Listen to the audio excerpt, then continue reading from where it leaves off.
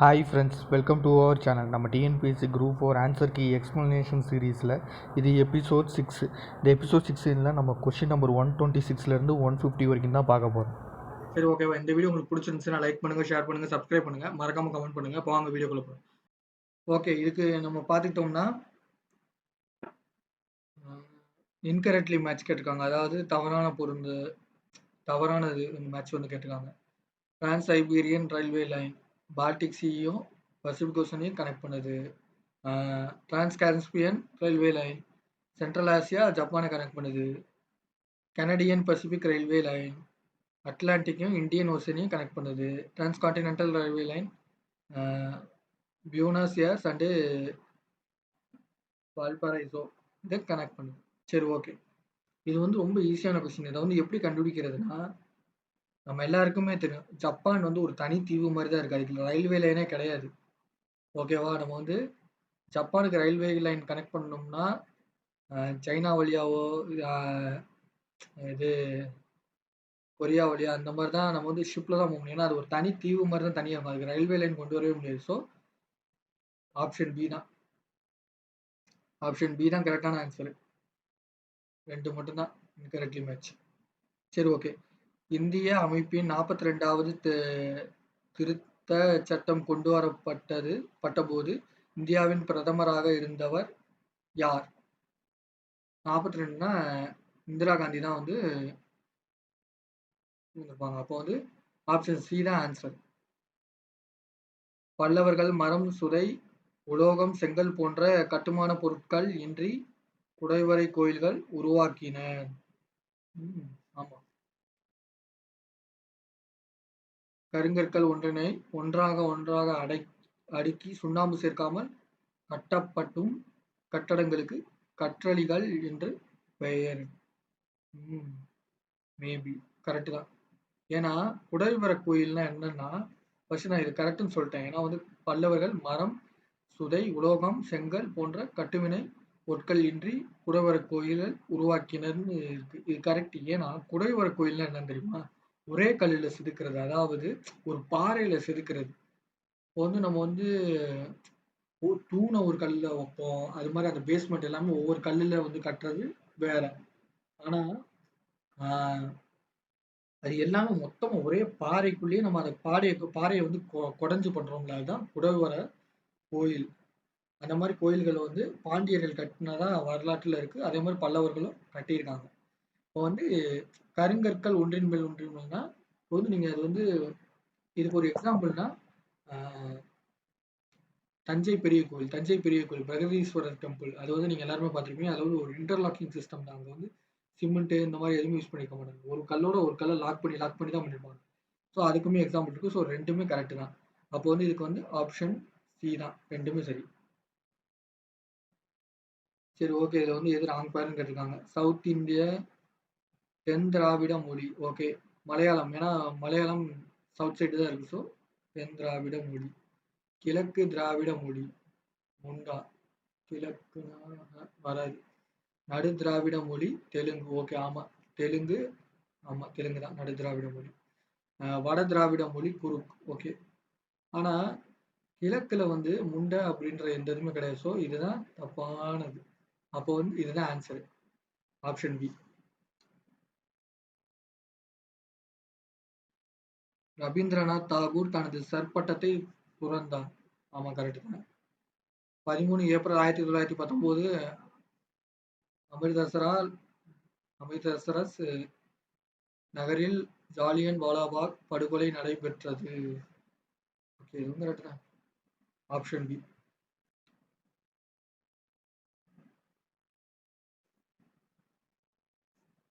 கூற்று. இந்திய தேசிய காங்கிரசின் முதல் மாநாடு 1885 டிசம்பர் 28ஆம் தேதி பாம்பேயில். ஆமா. தமிழ்நாட்டு பகுதியில் 21 பேர் கலந்து கொண்டனர். அப்படிலாம் எதுவும் கிடையாது. அப்போ வந்து ஆப்ஷன் ஏ தான்.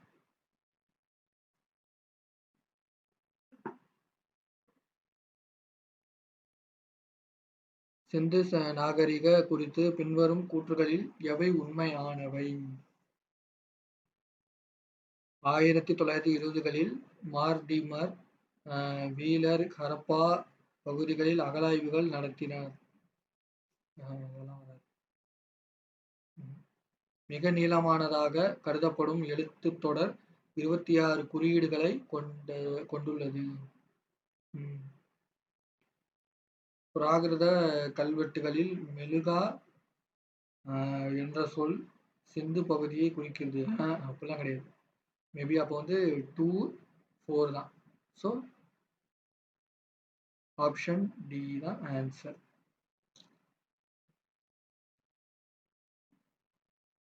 புதிதாக பதவியேற்றுள்ள இந்திய தலைமை தேர்தல் ஆணையரை பற்றி சரியான கூற்றுகளானது. இதோட ஆன்சர் வந்து 1, 3 தான். அப்போ வந்து ஆப்ஷன் பி தான் வந்து இதோட ஆன்சர். Option B.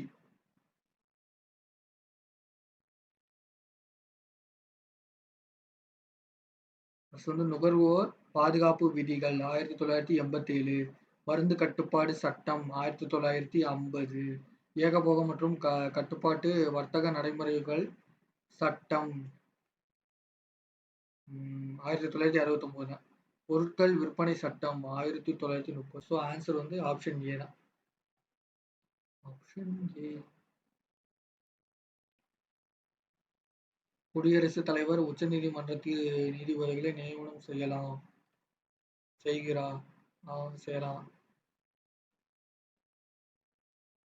நீதிபதிகளை நியமனம் செய்யும் பொழுது சட்ட அமைச்சரையும் கலந்தோசிக்க வேண்டும். அப்படிலாம் எதுவும் கிடையாது. குடியரசுத் தலைவர் நினைச்சா என்ன பண்ணலாமே. ஸோ ஆப்ஷன் சி தான் சரி. காரணம் இது கூட்டு சரி, காரணம் தவறு தான். சரி, ஓகே. மாநிலங்களுக்கிடையான குழுக்களை காலவரிசையின்படி ஒழுங்குபடுத்துதல். இதுக்கு வந்து ஆப்ஷன் டி தான் வந்து இதுக்கு கரெக்டான ஆன்சர். ஆப்ஷன் டி தான் கரெக்டான ஆன்சர். அதாவது இதுக்கு வந்து ஃபர்ஸ்ட் ராஜமன்னார் குழு, சர்க்காரியா குழு, வெங்கட செல்லையா குழு, குஞ்சி குழு. ஓகேவா? ஆப்ஷன் டி தான் கரெக்டான ஆன்சர். சரியான இணையை தெரிவு செய்க. சரியானதை கண்டுபிடிக்க சொல்லியிருக்காங்க. உச்ச நீதிமன்ற நீதிபதிகள் ஓய்வு வயது 60. சரி. இந்திய குடியரசுத் தலைவர் தேர்தலில் நிற்பதற்கான குறைந்தபட்ச வயது 35. ஓகே, இது கரெக்ட். 35 கரெக்ட். மேலவை உறுப்பினராக குறைந்தபட்ச வயது 30. இதுவும் கரெக்ட். கீழவை உறுப்பினராக குறைந்தபட்ச வயது அதெல்லாம் கிடையாது. தப்பு. ஸோ அப்போ இதுவும் தப்பாக தான் இருக்கணும். அப்போ 2, 3 தான் ஆன்சர். சி தான் ஆன்சர்.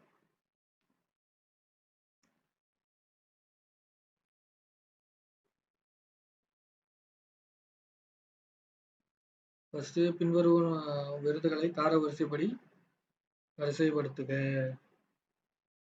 ஃபர்ஸ்ட் பாரத ரத்னா தான். அடுத்து வந்து பத்ம விபூஷன். ஓகே. அடுத்து பத்ம பூஷன் தான் வரும். அடுத்து தான் பத்மஸ்ரீ வரும். ஸோ ஆப்ஷன் பி தான் கரெக்ட்.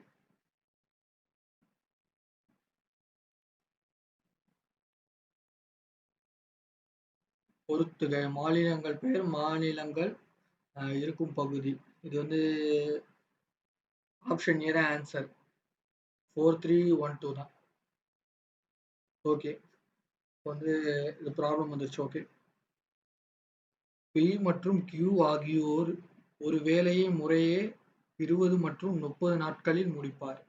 அவர்கள் இருவரும் ஒன்றாக சேர்ந்து வேலையை தொடங்கினால் சில நாட்கள் வேலை செய்து பிறகு கியூ என்பவர் சென்று விடுகிறார். மீதமுள்ள வேலையை பி என்பவர் 8 நாட்களில் முடிக்கிறார் எனில் தொடங்கியதிலிருந்து எத்தனை நாட்களுக்கு பிறகு கியூ வேலையை விட்டு சென்றார். அதாவது பியும் கியூவும் சேர்ந்து பி வந்து ஒரு வேலையை 20 நாள் முடிச்சிருவாரு. கியூ வந்து ஒரு வேலையை 40 நாள்ல முடிச்சிருவாங்க. இப்போ வந்து பியும் கியூவும் சேர்ந்து வேலை பார்க்குறாங்க. அப்புறம் கொஞ்ச நாள் கழிச்சு கியூ வந்து வேலையை விட்டு போயிட்டாங்க. அப்படி போறப்ப கியூ வந்து அதுக்கப்புறம் 8 நாள் வந்து பி வந்து வேலை பார்த்துருக்காரு. அப்போ வந்து கியூ வந்து எத்தனை நாள் கழிச்சு வேலையை விட்டு போனாங்க. அதாவது அவங்க எத்தனை நாள் வேலை பார்த்தாங்க. அதான் கான்செப்ட். ஓகே. இப்போ வந்து நம்ம இதை பார்க்கணும்னா அப்படி பார்க்குறப்ப பியோட வேல்யூ 1/20, கியூவோட வேல்யூ 1/40 வச்சுக்கோங்க. 1/40 வச்சுக்கிட்டிங்கன்னா இப்போ வந்து இதை வந்து ஆட் பண்ணணும். பியோட இப்போ வந்து ஒரு ஃபார்முலா இருக்கு இதுக்கு. பி ப்ளஸ் கியூ, அதாவது பி கியூ சேர்ந்து எத்தனை நாள் வேலை பார்த்தாங்கன்னு தெரியாது. ஸோ அது வந்து பி ப்ளஸ் கியூ என் கொடுத்துரும். அது எத்தனை நாள் வேலை பார்த்தாங்கன்னு தெரியாது. என் ப்ளஸ்ஸு பி வந்து எத்தனை நாள் வந்து அதுக்கப்புறம் கியூ போனதுக்கப்புறம் எத்தனை நாள் வேலை பார்த்தாரு, அப்புறம் மொத்தம் எத்தனை நாள், இதெல்லாம் வந்து நம்ம ஒரு ஃபார்முலா அப்படின்னு பார்க்குறப்ப ரெண்டையும் எல்சிஎம் எடுத்துக்கோங்க. எல்சிஎம் ப்ளஸ் பண்ணீங்கன்னா கீழே வந்து எல்சிஎம் எடுக்கணும். எல்சிஎம் எடுத்தீங்கன்னா 40 40ன்றப்ப 2 + 1 3/40 இதுதான் வந்து ஆன்சராக வரும். 3/40 வரும். அது வந்து பார்ப்போம் பி ப்ளஸ் கியூனா 3, அப்போ வந்து 3 கொடுத்துருங்க. 3 கொடுத்துருங்கன்னா 3n, அப்புறம் பி வந்து பியோட வேல்யூ என்னது, பியோட வேல்யூ 2, ஸோ வந்து 2 கொடுத்துருங்க. 2 வந்து 8, பி வந்து 8 நாள் கியூ போனதுக்கப்புறம் 8 நாள் வேலை பார்த்துருக்காரு. ஸோ 2 × 8 16 = மொத்த வேலை நாள் வந்து 40 நாள். ஓகேவா? பி வந்து 40 நாள் அவர் வேலை பார்த்துருப்பாரு. மொத்தமாக வேலை பார்க்குற நாள் 40 நாள். ஸோ ஓகேண்ணா. அப்போ வந்து 3n, அப்போ இந்த 16 இந்த பக்கம் கொண்டு போயிருங்க. 40 - 16 வந்துச்சுன்னா 24.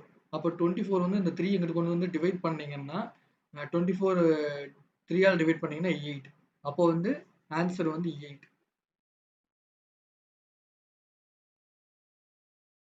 ஆன்சர் வந்து 8 டேஸ். அதாவது பி வந்து 8 நாள் தான் வேலை பார்த்துருக்காரு. அந்த ஆப்ஷன் சி 8.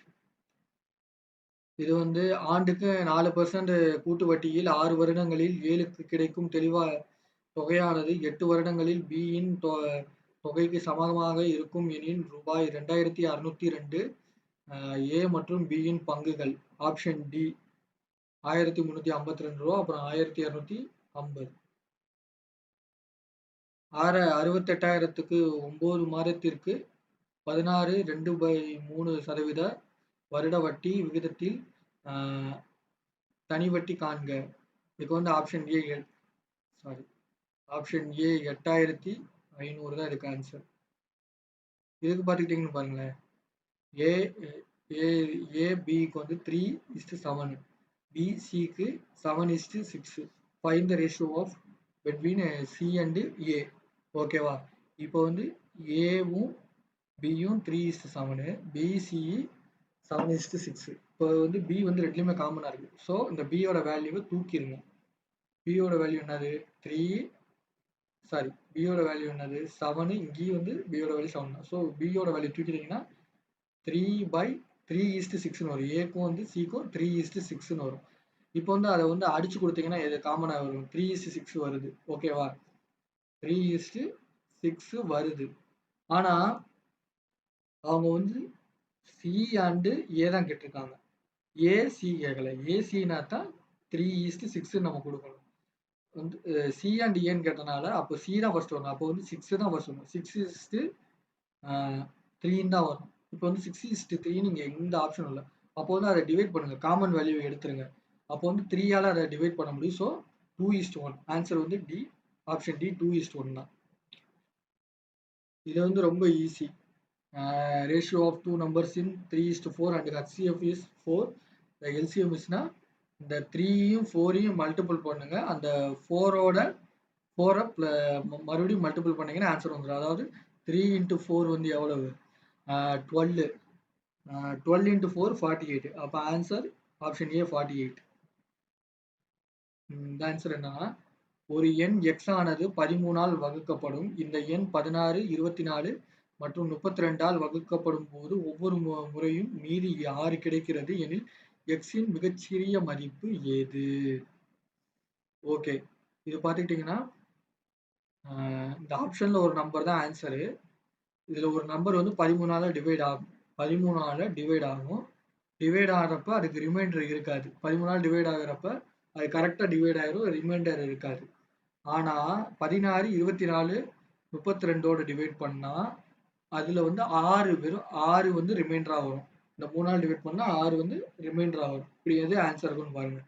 ஃபஸ்ட்டு நம்ம இதில் ஏதாவது ஒன்று சொன்னாலே போதும். இப்போ வந்து நம்ம வந்து 13ஆல் டிவைட் பண்ணி பார்ப்போம். எல்லாத்தையுமே 13ஆல் டிவைட் பண்ணுவோம். 13ஆல் டிவைட் பண்ணால் என்ன வரும்?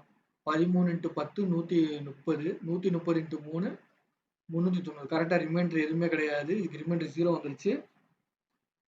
கோஷன்ட் வந்து 30 வருது. சரி, இது பார்ப்போம்.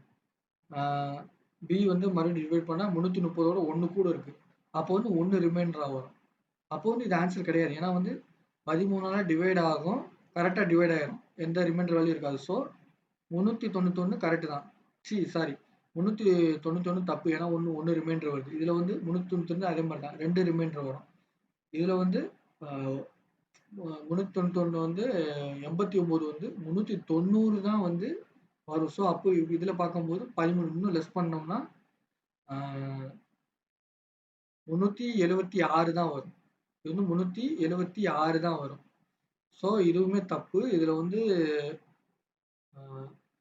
12 கிட்ட டிஃபரன்ஸ் வருது, ரிமைண்டர் வருது. ஸோ ஆப்ஷன் ஏ தான் ஆன்சர் 390. இதில் வந்து தேர் ஆர் 80 ஸ்டூடெண்ட்ஸ், அதாவது ஒரு வகுப்பில் 80 மாணவர்கள் உள்ளனர். ஒரு குறிப்பிட்ட நாளில் 25% பேர் வருகை புரியவில்லை எனில் வருகை புரிந்த மாணவர்களின் எண்ணிக்கை கண்டறியும். ஒரு கிளாஸில் 60 பேர் இருக்காங்களா, 25% வரலைன்னா என்ன ஆகும்? 25%னா 4ல் ஒரு பங்கு. அப்போ வந்து 80 4ஆல் டிவைட் பண்ணுங்க. 4ஆல் டிவைட் பண்ணீங்கன்னா என்ன வரும்? 20 வரும். அப்போ 20 பேர் வரல. அப்போ வந்து 80ல் 20 கழிச்சிருந்தீங்கன்னா 60. பி தான் ஆன்சர், ஆப்ஷன் பி ஆன்சர். சரி, ஓகே. இது எப்படின்னா the ratio of boys and girls in class in 5 to 3%. Boys வந்து 5 இருக்காங்க, கேர்ள்ஸ் வந்து 3 இது இருக்காங்கன்னு வச்சுக்கோங்க. இதில் வந்து 16% பாய்ஸ் வரல, 8% கேர்ள் வரல. சரி, ஓகே. இப்போ வந்து இந்த மெத்தட் போட்டுக்கோங்க. எக்ஸு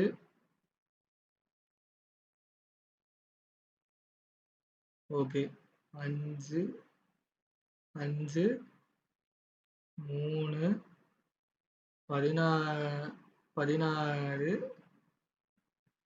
8 இந்த மெத்தடில் போட்டுக்கிட்டோம்னா ஃபர்ஸ்ட் பாருங்க, இந்த சைடு வரதை ப்ளஸ் பண்ணணும், இந்த டைரக்ஷனில் இருக்க ப்ளஸ் பண்ணணும், இந்த டைரக்ஷனில் இருக்க மைனஸ் பண்ணணும். 5 + 8 13, 16 + 16 - 3 13, ரெண்டுக்குமே 13 13 ஆகுது. அப்போ 13